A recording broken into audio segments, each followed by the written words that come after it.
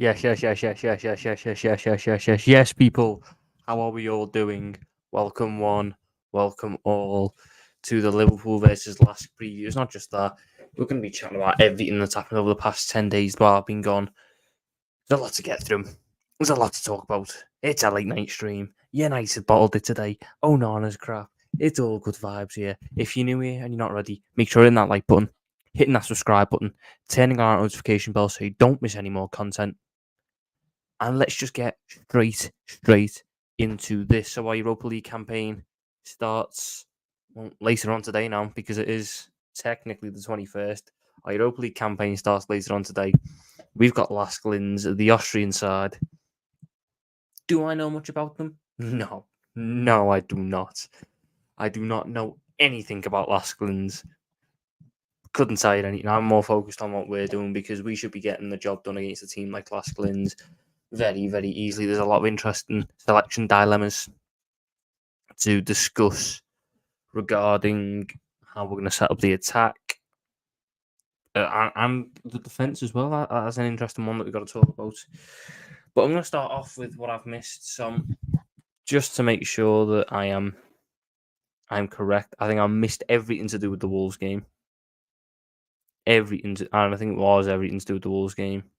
Yeah, so let's discuss Wolves real quick. I caused a bit of a stir. I got a couple of people angry on the old Twitter.com when I said that I didn't necessarily think we deserved to win that game. And on the basis of how the chances went, we did deserve to win that game. We took our chances and they didn't. But that's not sometimes how I judge football. When I was watching that game for the first half, we were second best quite comfortably. Wolves should have scored more than one. We have Alisson to thank, and we have Wolves' incompetence to thank for that being 1-0 at half time. In the second half, we were much improved, obviously. Obviously, we were so much better in the second half. That was the big thing.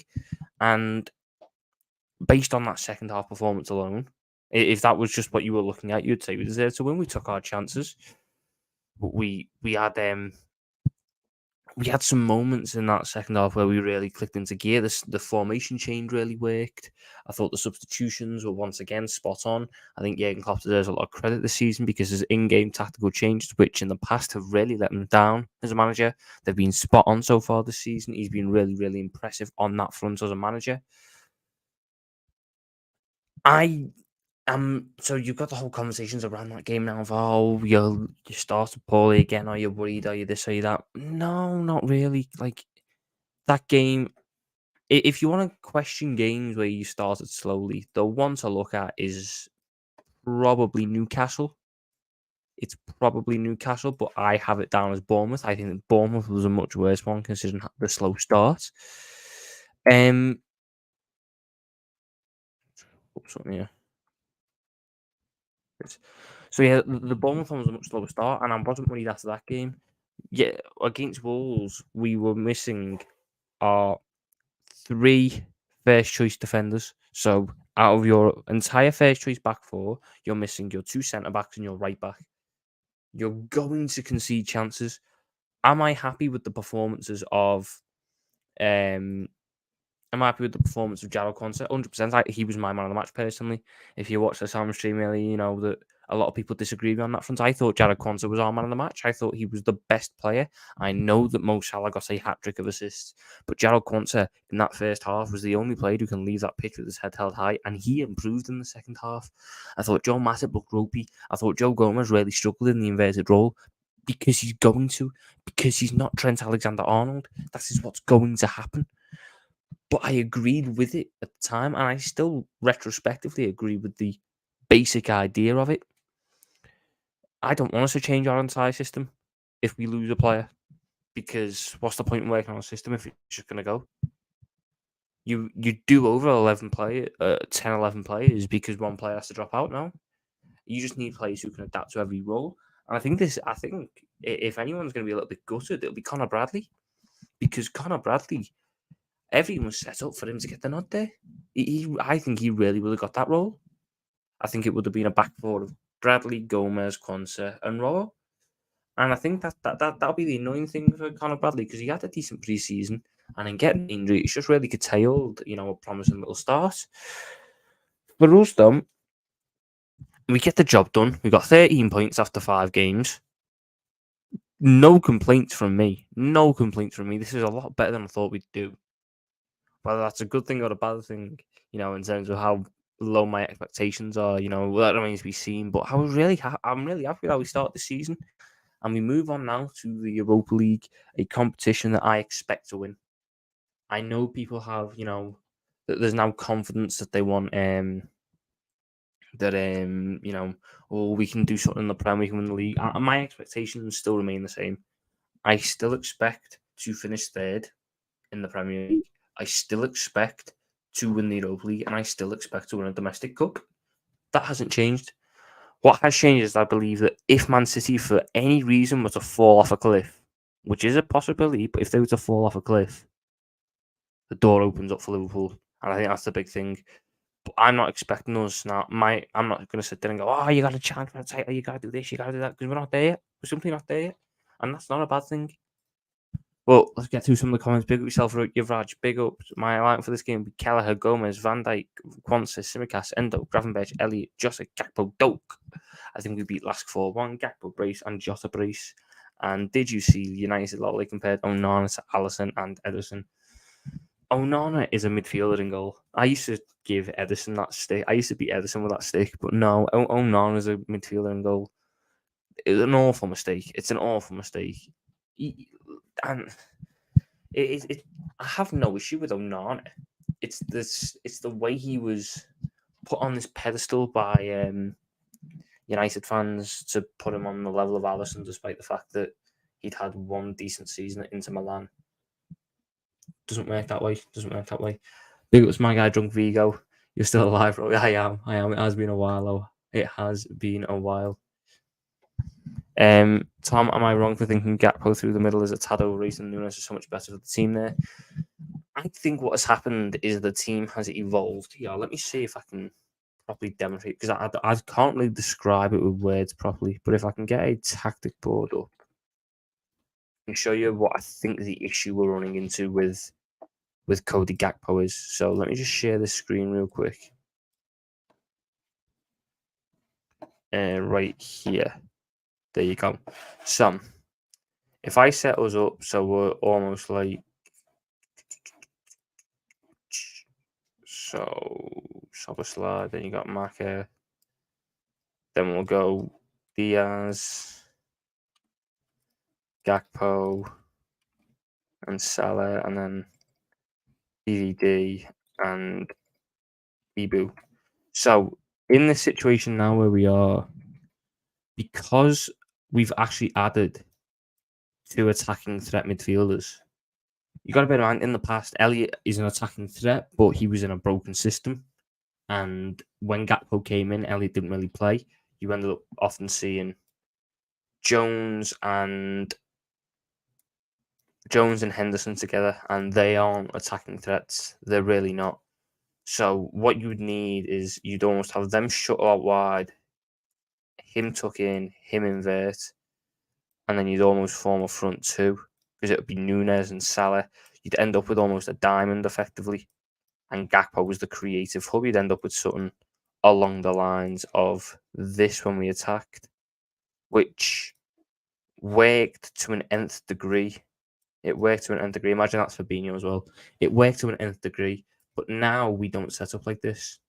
We set up with Robertson sticking back, Van Dijk holds the middle, Kanate there, you got Maka there, Jones holds the width, Diaz sits in that channel there, Salah's out wide. But because you've now got a creative hub there in Dominic Szoboszlai, and rightly so, the need for him to drop into there, you got to bear in mind, Jones constantly rotating, Diaz likes to drop in deep and receive the ball, Salah is also dropping in deeper to receive the ball at points as well. There's too many cooks in the kitchen, almost, and it leaves, I can't even find it, where's the square thing? There it is. All that open space. What we have when we play this front 3, at the minute anyway, because of how we're set up with Salah and Diaz at the minute, and both those who are pretty much undroppable, it's like a spear with no head. It's a spear with no point. Nothing gets in there. So you'll have opposition teams going, setting up like this. So you'll have their back four pretty high up. No, not that one. Pretty high up to the point of here. But we're getting the ball there, and it's getting stuck around this part because there's no one making the penetrate and run. Why Nunes is working so well is he naturally sits higher up. How do I get rid of that? There you go. So because Nunes naturally sits higher up and plays off the shoulder of the last man, it naturally pushes the defence a little bit further back. And because it pushes the defence a little bit further back, it then allows you to get yourself forward more, get yourself into the more dangerous areas of the pitch. So we end up setting up somewhere around there-ish. And because you're higher up, you've then got more space to operate in. So your creative hubs, the likes of your Salah and your Szoboszlai and your Trent, all on this side, get more space to work with. And because of the way Nunes plays, off the shoulder of the last man, when we stick and do our little triangles, do our little build-up, the moment we decide we want to penetrate, you've got your points, and it just takes one ball in behind, and he's quicker than fucking everyone. So he just makes that blindside run in behind, and he just bangs it bottom corner like he'd done against Newcastle. That is how it sets up. How do I think it works with Gakpo? I think it can still work with Gakpo. I do. But you've got to see Gakpo. You've got to see Gakpo operating in almost a Sadio Mane-esque role. So remember the role Sadio Mane had in his final couple of months at the club, where he was the false nine, but not really, because he was a bit more. He was more attack minded. He was a bit more advanced. That's it. Cody Gakpo was never going to be a Bobby Firmino. This was a revelation I've realised over the last couple of days. Cody Gakpo is not the Firmino successor, because no one is going to be the Firmino successor, because the one selling point that Bobby had that no one else in world football, in my opinion, has, that is available anyway for us to buy. This thing here, this noggin, this footballing brain, this footballing IQ. Bobby Firmino, for me anyway, is one of the smartest footballers of the past 5 years, if not longer. The way he was able to find space and to manipulate space and to manipulate defenders and everything, it was a joke. And Gakpo's never going to be that. So I don't want us to start beating that Gakpo by that stick, if anything. Big up my guy DJC Visuals. I want to see Ben Doak start tomorrow. I think he has to. I think he 100% has to. Big up Ozan Kabak. Yes, he played centre back. What's happening? I'm good, mate. It's been a while. I'll hold my hands up. It's been a while. This won't be a long one, by the way, because it is midnight and I'm shattered. But I promise content. The content is here, and I will be back tomorrow because FIFA's out, or EAFC, or whatever it is out. And if you don't know me, I do a Liverpool past and present team every single year. I do a Liverpool past present account really every single year. And the first day is always a good day because I open up a fair amount of packs to get the first team built. What is annoying though is because fucking Salah's got an inform. So unless I pack him, which I'm not going to do, we're not using Mo Salah first week, which is annoying. Because my guy Tech is Dave. I need big time guests on the show. Well drunk vegan. The first show I have where I'm monetized. Because I missed the 1K sub special, so I'm going to have to go for a different one. The first show I have when I'm monetized, first milestone live stream, I'm going to get Hassam on, and I might get one or two others on, and we're just going to go through. And something that people have beat me with a stick with is I have some howler football takes, so I'm going to let everyone gang up and bring out, and spend an hour basically just taking the piss out of my football takes, because why not? I can take it. Tom is late. Ram, how dare you assume I was on time, Ram. I was on time. I personally think we're better than Arsenal starting 11 wise and manager wise. Oh, 100%. 100%. If I was to do a combined 11, you're going Alisson, Trent, Saliba, Van Dijk.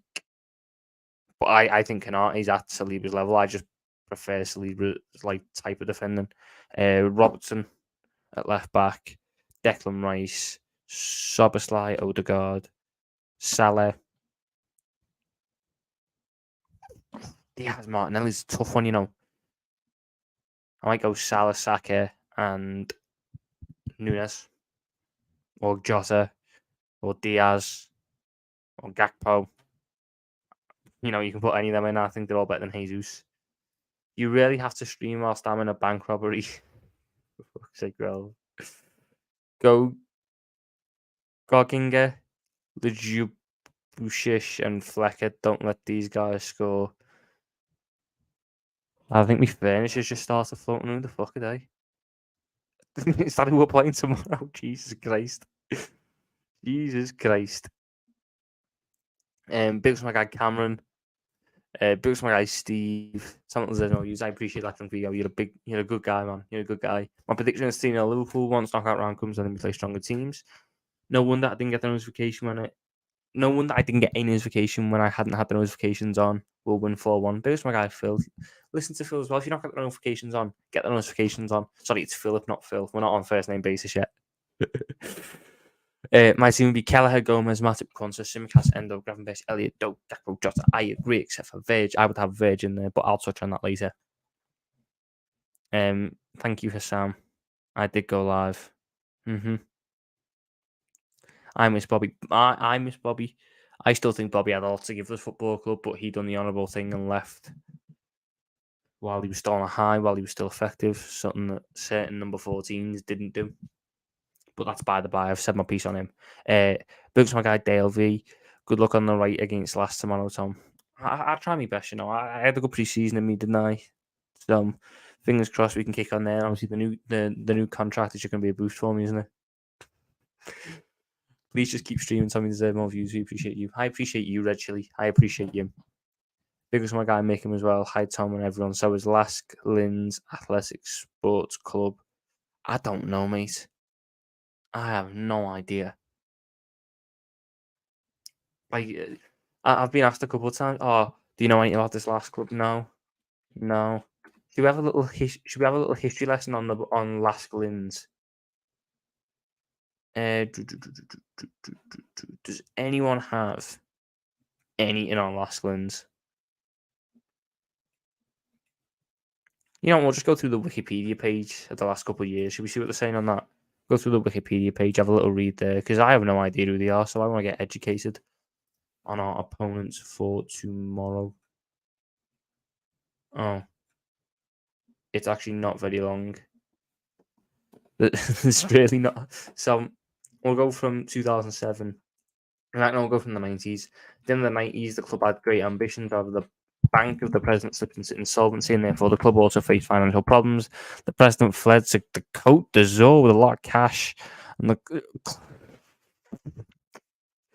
hold on a minute. So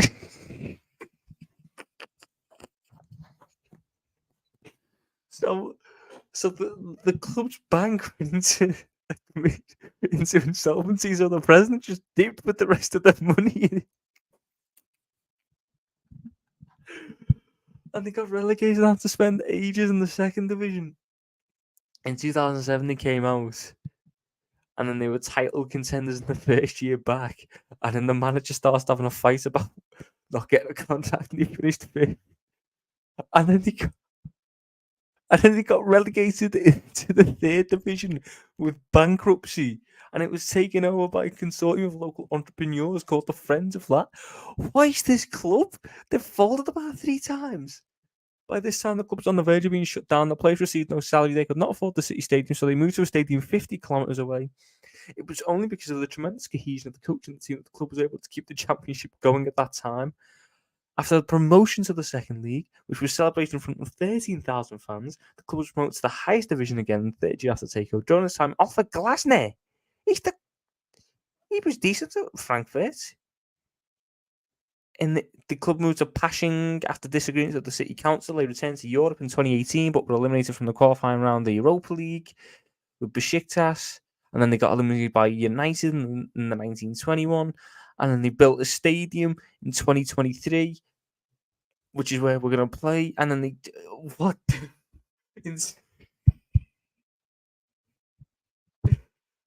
What is this, man? What is this? This is who we're playing. A club that have folded about 3 times in the past 30 years. Oh, mate. Mate. I had to make a watch along and go onto the last website and translate everything to English. Jesus, well, big was my guy Ryan. Liverpool can go into West Ham with confidence. Start to all wins. It'll be better than that season than last. 100% it will be. I can't lie. I'm still not happy after the Wolves game. That first half was very worrying, and the second half was very good. There's Linz Athletic Sports Club. Is that what it means? It is.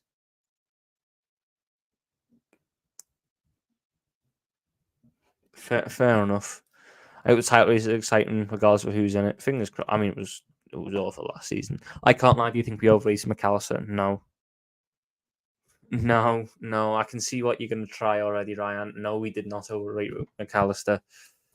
Did you see that Igal tweet, Tom, where he said Saliba's already world class and above VVD and Canati, they don't compare?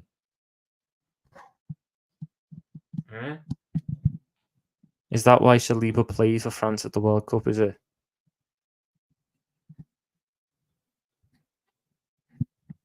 Come on, Igal. The disrespect on Van Dijk's name as well. Let's just get this out there. The disrespect on his name is a joke. It's an absolute joke. Is this why Arsenal fans get bantered?